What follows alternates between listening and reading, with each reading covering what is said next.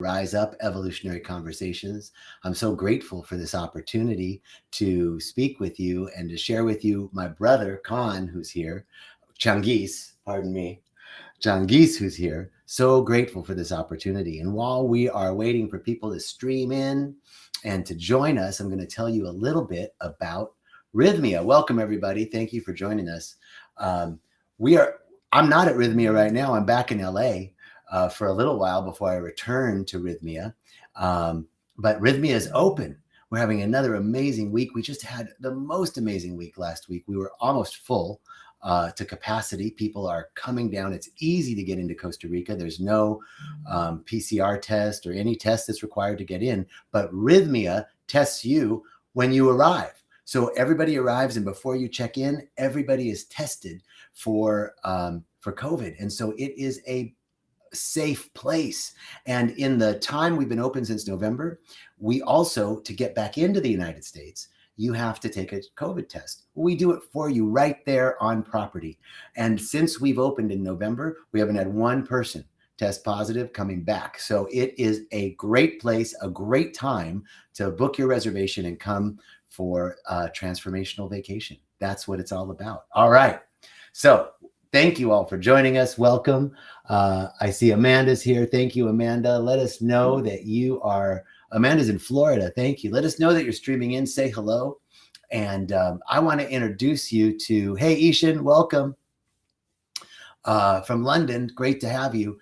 I want to introduce you to my brother. This is my brother, my soul brother, Changiz Khan Moshiri. And we have grown together so much over these last years. I want to tell you a little bit about Changiz. He immigrated originally from Iran to the United States at the age of 25. And he had detailed, and we're going to talk a little bit about the struggles that he underwent as he confronted his own failings in the face of having to rapidly adapt to the stark contrast in the cultural context of the United States versus Iran. He studied here. He's a licensed or a trained kinesiologist, nutritionist. He's an expert and a student of psychology. Depth psychology. Depth psychology. Thank you very much. Carl Jung. Can anybody say Carl Jung? His new book, he has a new book coming out called Mature Up, and it explores the depths of consciousness and more specifically, our subconscious neuro constructs, positioning these features of human experience as the driving force behind all conventional motifs, be they biological, neuroscientific, mythological, or environmental in nature. Hey, this is going to be a light conversation. That's what I'm saying. So let's see. Let's give a shout out to Sun Shadow, LA. Hey, what's up? And Monique, welcome. And Ishan. Ishan is Iranian too. Great. Persians. So we have a lot of Persians here right now. Very careful. Good to be here. It's the second largest Persian community outside of LA. All right. So welcome, Khan. Welcome. Changiz. Thank you so much for having me here. So great to have you. So great to have you. We've been growing together for the last 4 years, and I have learned so much from you in our movement. This is one of the things I wanted to talk about. Before we get to that, will you tell us a little bit about your story? That story coming from Iran to the United States, and what your story of awakening and how you got here. Absolutely. Well, first of all, thank you for having me here. And takes one to know one. Yeah. I guess I moved here when I was 25 years old. Mm-hmm. And at the time, I was learning English. Mm-hmm. I was trying to kind of fit into more like a modern Western world. And it was very, it was rough at the time. But I got into school. I went to Northridge. I studied kinesiology. And from there, I had some challenges around movement, understanding movement, why we move the way we move, and so forth, and why we're not looking at the emotional circuitry of the humans in relationship to movement. Mm-hmm. Those curiosities and understanding of generational traumas and how these all tie together in a way that it constructs our quote unquote posture and the way we move, or Okay, wait, I want to stop you there. So sure. there's a connection between movement, the way we move, and our trauma. Is that what you're saying? Absolutely. Okay, tell us a little bit more So about think that. about so most people move, they when they move their bodies, whether they work out or not, they're subconsciously pay attention to aesthetics, To what? what Aesthetics. they've been perceived from the outside world. Okay, and from the brain perspective, we got neocortical circuits, which is more ability to think and concentrate. We become aware of our environment, Mm-hmm. and we got the lower systems that has a lot to do with our emotional responses. But here's the things: what we don't pay attention to a lot is that our neocortex, it would be online for such a long time, but once you're tired, when you need food, when it goes down, the body goes to more like emotional responses. Like a fight or flight. That's just one. Okay. Yes, yes. And our, I don't want to get lost. I don't want to narrowed with your answer. Okay. But body is the emotion in a sense. The body is the emotion. Is the emotion in Beautiful. a sense. Okay.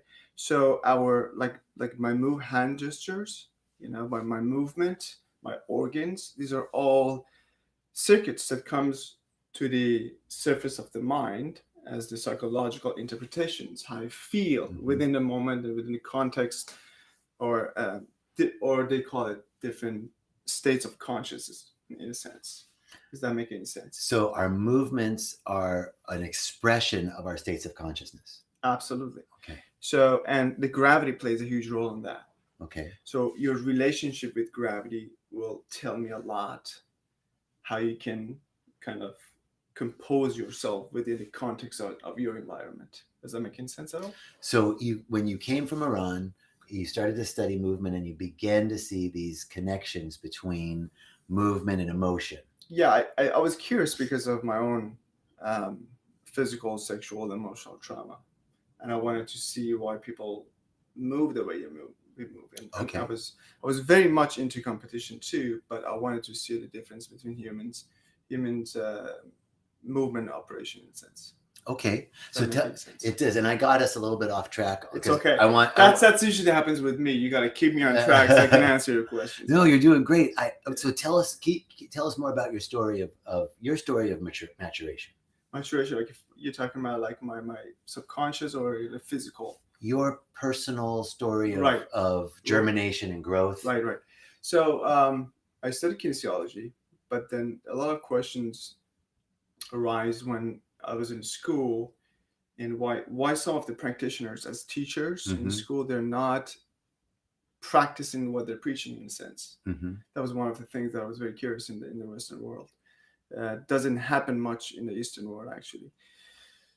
And from there, I took what I learned in the school in the scientific field, and I started to kind of test different movement patterns on my own body, because I also have a L4 and L5 herniated disc. Okay. From years before, and I wanted to see how this component of fitness, which is body composition, speed, agility, mobility, and all this, how they kind of is distributed to our movement pattern, and how our feelings and our emotional circuits.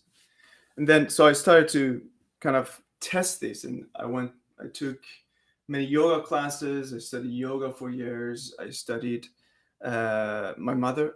I would say this all goes back to my mother. It always goes back to the mother. It goes to the mother, right? And my mother complexes, where I watched my mother teach dancing.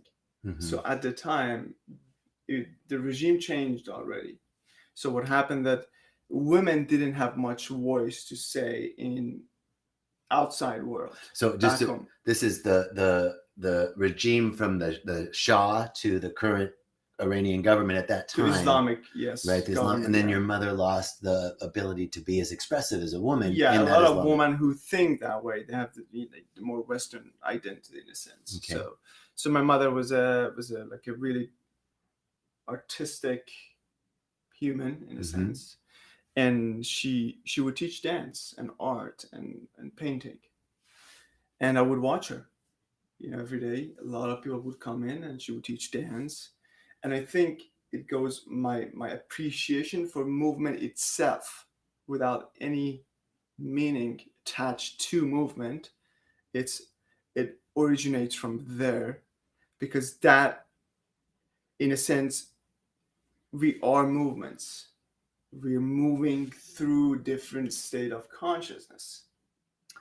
I like that. So we are movement itself, Right. and that's, and the movement, again, the connection with the body and the mind, that we're moving through different states. Which also reminds me of Ego Portal, one of the things. Okay, so Right. This is a great, we'll just segue into this, because Right. I want to share with you one of the things that has changed my life so much with Changiz is the movement that he teaches me. I used to work out at the gym and do weights, right? All these movements that we do, but they're all within a singular plane.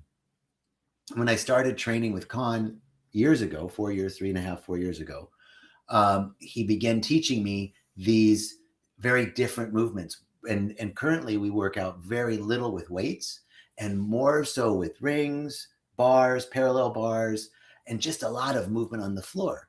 People see me when I'm working out and they go, "What are you doing? Is that animal flow? Is that capoeira? What is that?" And I don't know what to call it. That's hard to define, because you're looking at individual with different construction. Mm-hmm. So one of the ways that I like to talk about this is go back to the childhood. When the child is born, Mm-hmm. you don't have much neocortical Development. Yes, thank you for that. And so all of your responses is based on your needs of affection, love, food, and survival. Mm-hmm. You have no ability to choose, in a sense, from a biological standpoint, right? So what you do is I need food, mommy's breast, I need to go to bed. You kind of Your needs, basically, you're focused so on your all needs. of your movement patterns around, all you hear is a bunch of noises which are not attached to any associations or meanings of what you will bring into the world in 10, 20 years later, in a sense. Okay, so it depending how your environment was constructed, whether your primitive emotions, whether anger, resentment, love, and all those emotions, so you respond to parental or first care responses. Your physical movement shapes around that, which is more epigenetics, not genetics. That's what I want to emphasize a lot. Right. It's what we adapt, and we get caught up into that. We cannot change those patterns.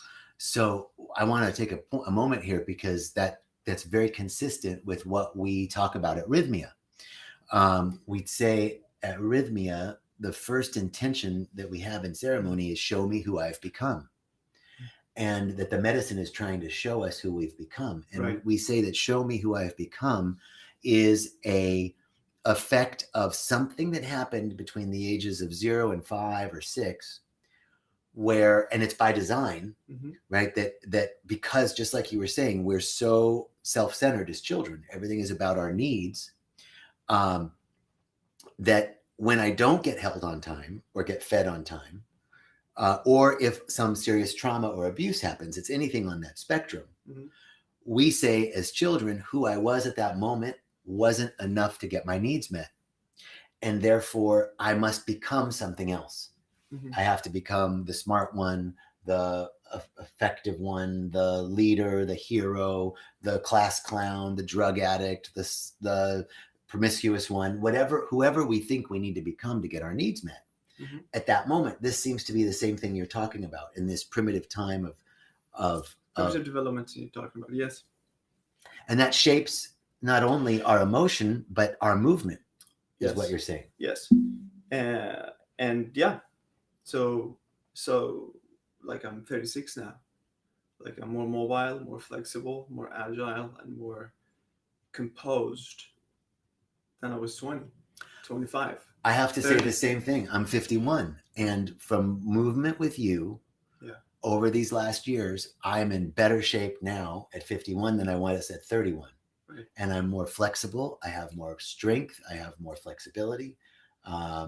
I'm more grounded in my body Yeah. and more aware of my body because of these movements. Yeah. So so you talked about Ido Portal, Mm-hmm. who is an amazing practitioner, and what do you call this movement, or how do you describe it? So we can call it anything.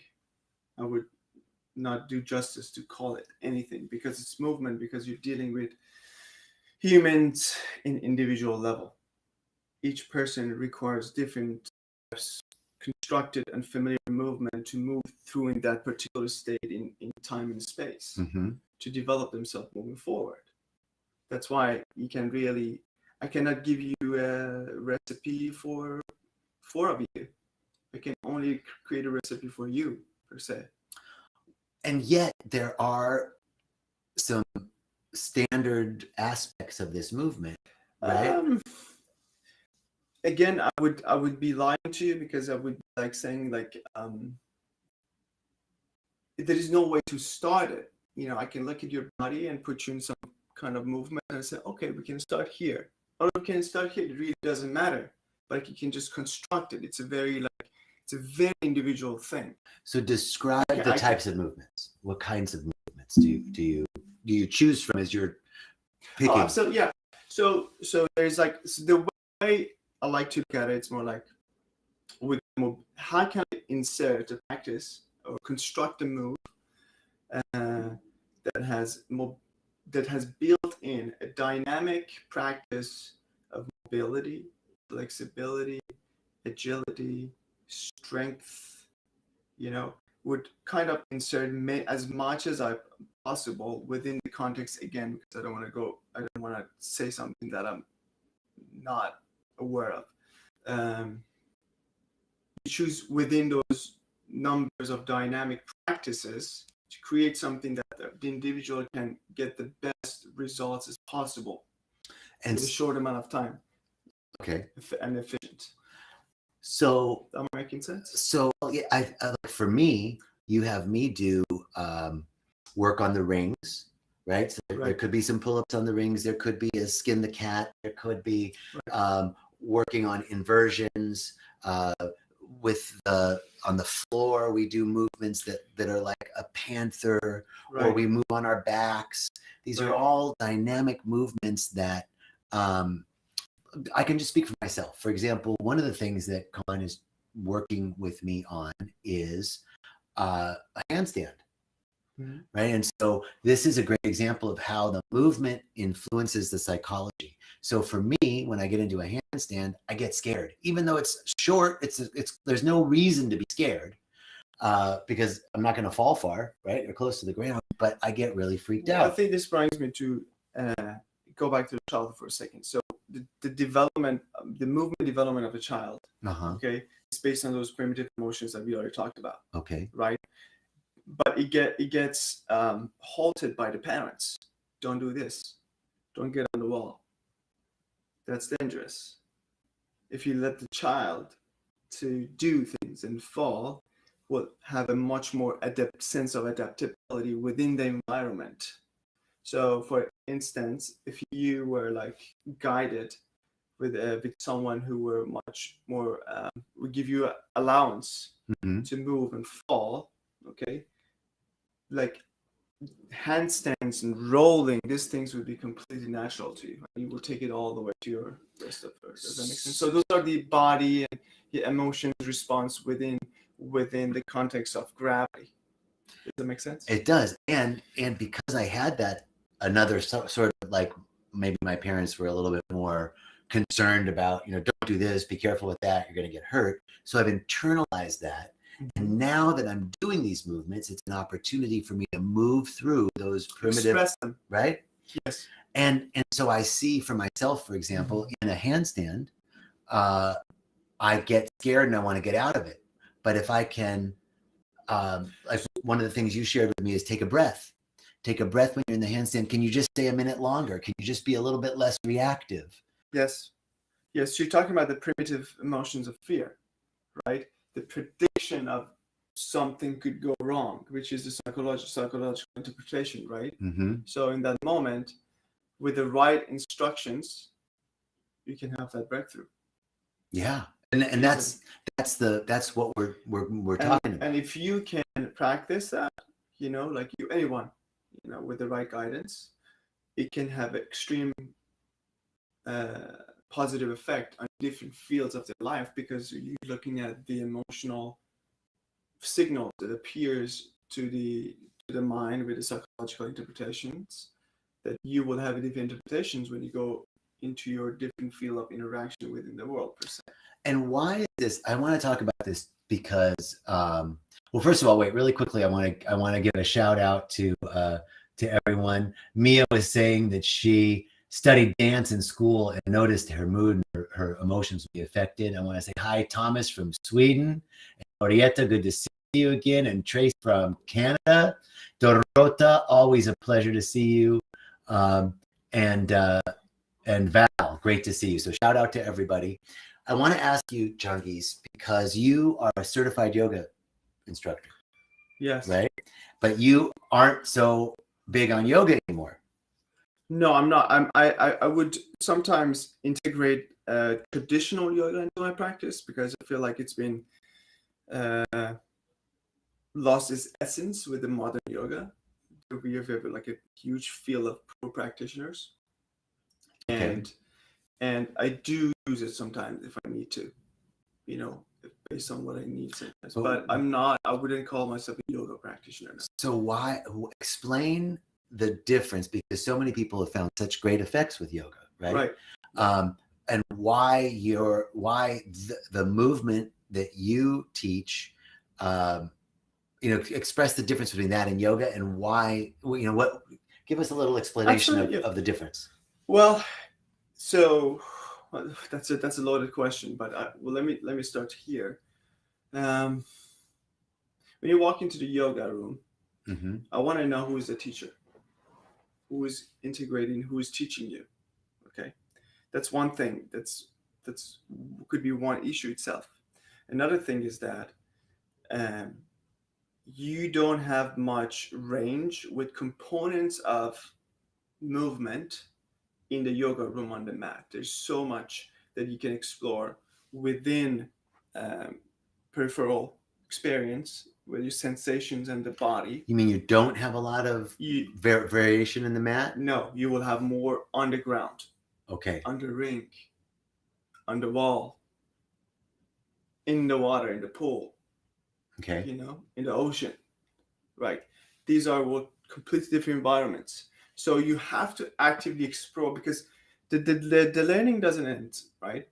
You are always learning. And what you learn, you becomes familiar, and then you need something, a new space to develop and become more aware of. And through that process, you build more associations within your body, which is your sensations, which we cut off by early childhood. Then you have a more ability to observe what happens within humans, your shared human interactions in the world, and how that impacts your responses. Does that make sense? So the movement, then, the areas in your early childhood development where you stopped yourself or you were told to stop, right, then influence the way we move today. Yep. And this more expanded style of movement, more than just yoga on the mat, but being on the floor, on the wall, in the pool, moving on the ground, gets us to move beyond our current boundaries physically, which are also part of our egoic and neuropsychology boundaries. Absolutely. Like myself, when I was 20, for me, because I learned movement through fitness, unfortunately, because I was kind of cut off from dance and more substantial movement practice, and I was attached to the idea of aesthetic. So the fitness took over my practice for a short period of time. I should have stayed with martial arts and dance and more, I would say, dynamic practices. Okay. And then what happened is that most people don't know, like, your shoulder movement. It's very simple. I used to really think that my shoulder has, like, a range. It moves from shoulder. I didn't know my shoulder moves from the whole component of scapular. There's like There's a so lot much, of interconnected there's some movement. mobility that I don't notice. So the integration of the whole system within the emotional body, your organs, and coming back to your body and making the associations uh, to to evolve towards more dynamic human And functionality. this is all part of, I want to move into now your book. Khan is finishing this amazing book that he's been working on that deals with the nexus between neuropsychology, movement, diet and nutrition, and performance. Is that right? Uh, yes, but yes, in relationship to individuations of humans So from the tell us about subconscious standpoint. Yeah. what do you find the individuation of a human? Individuation. Yeah. So that's a very good question. Also a complicated question because I've been studying it for 5 years, and I'm trying to figure out how could I respond that in one sentence. Kind of unfair. Let me just give you an example. When Carl Jung was 35 or 33, I don't remember exactly. He already had all the success. He was a doctor. He was a depth psychologist. He had a lot of financial establishment. He was very ahead of his time already. But at age of 31, 32, I think, he kind of lost sense with who am I in the world? I did everything my parents told me what to do. And now he kind of went through this very depressive state for a time. And then that led him to do some imagination process with his dreams and reinterpretations. So ask, what is the soul? And that process led him to a process called individuation. Okay, that is basically the root of individuation. Some people wake up to this idea of there's something needs to be done for me to understand myself better, in a sense. It doesn't matter when and how. If you're 10, 15, or 50, some people unfortunately don't experience it in this lifetime. If you go with that interpretation. So you're saying like this moment of existential crisis, who am I, is the process of individuation. Yeah, that's the beginning of the individuation process. But let me give you an example. Did you already get a chance to watch the Octopus Teacher? No, I haven't watched it. Okay, so but I know a lot of people have. So yeah, so at the beginning, if you watch, the guy was talking about he was depressed.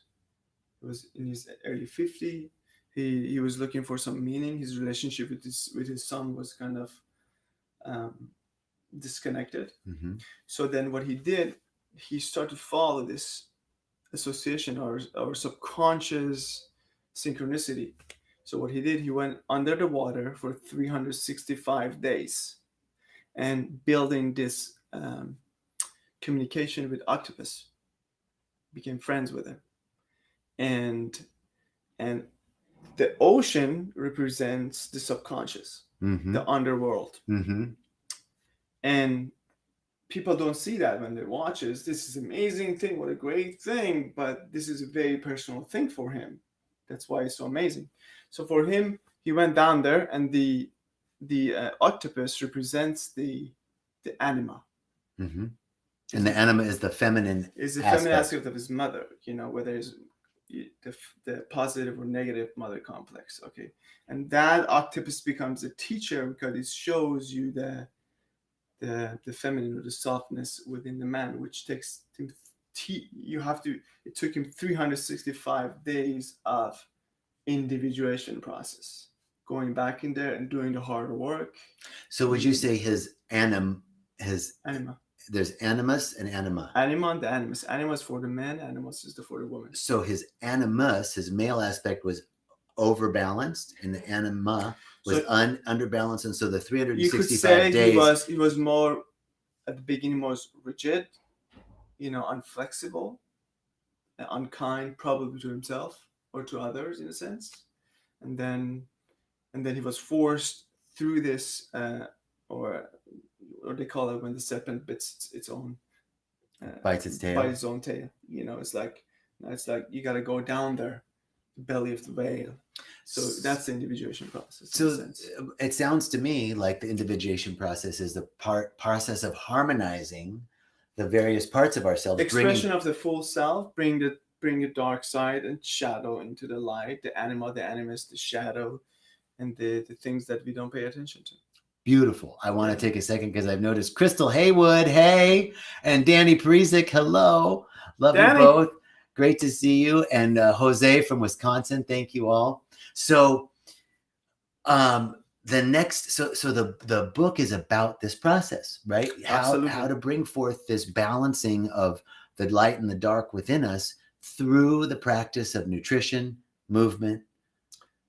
Yeah, movement, nutrition, understanding the problem of food in the world, the problem of the devil, evil, what does it mean, and the problem of the understanding love, infatuations, understanding altruism, understanding the process of individuation, of movement of humanity, how we evolve to the way we move right now, basically, and how we can bring it all together in a sense. So one of the things that I've also learned so much from with you is diet and nutrition. Mm-hmm.